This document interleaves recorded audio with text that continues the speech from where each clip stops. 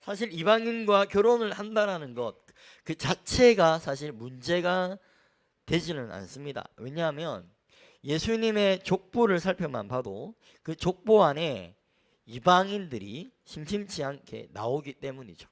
이방인과 결혼하는 것 그것이 문제가 되는 것이 아니라 왜 이것이 문제가 되냐라고 하면 이방인들이 경제적으로는 많은 여유가 있었지만 그들은 하나님을 모르는 백성들입니다.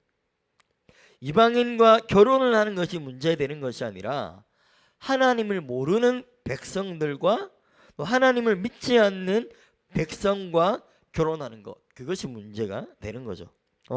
사는 것은 여유로워졌는데 하나님을 잃어버린 민족이 된 것이죠.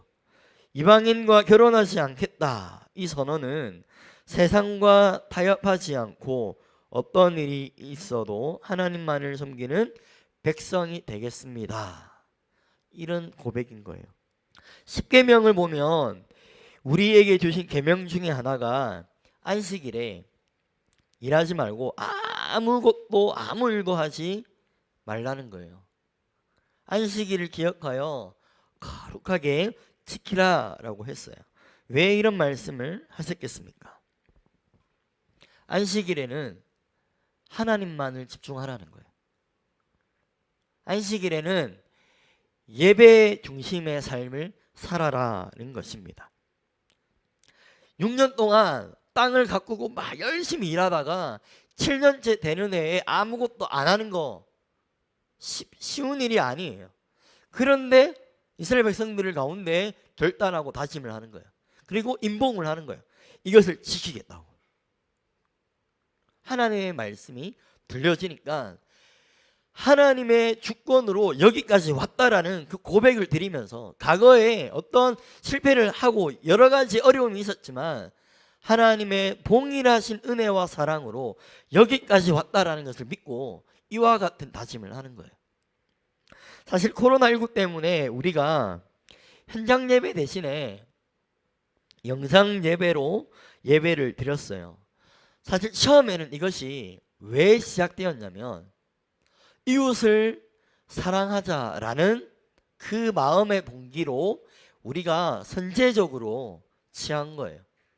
왜냐하면 우리 때문에 이웃들이 힘들어하면 안 되지 않습니까? 우리 안에서 이 코로나19가 번져서 이 주변에 아산에 있는 사람들에게 이게 퍼져가면 안 되지 않습니까? 그래서 우리 교회가 힘들게 결정을 한 거예요. 어려운 결정을 한 거죠. 그래서 영상 예배를 드리게 된 거죠. 근데 이것이 한 달, 두 달, 세 달이 되면서 영상 예배를 드릴 때 우리의 마음가짐이 조금은 흐트러지지 않았나라는 생각이 듭니다. 하나님은 이웃만을 사랑하라고 하지 않았어요.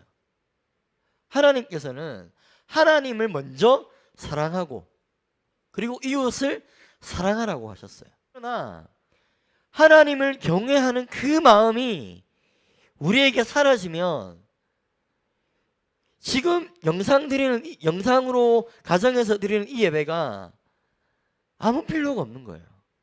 어떤 환경이 있더라도 환경 탓을 하지 마세요. 환경이 이러니까요. 그것은 핑계예요. 어떤 일이 있어도 하나님을 경외하는 그 마음을 붙들고 현장에서든 가정에서든 예배를 드릴 수 있는 우리 청년들 되기를 바랍니다. 세상을 만드시고 우리를 창조하신 분이 하나님 아버지라는 것을 믿으시기를 바랍니다. 그리고 그분의 말씀에 순종할 수 있는 우리가 되기를 축복합니다. 그것이 우리가 이 땅에서 행복을 누리는 방법입니다.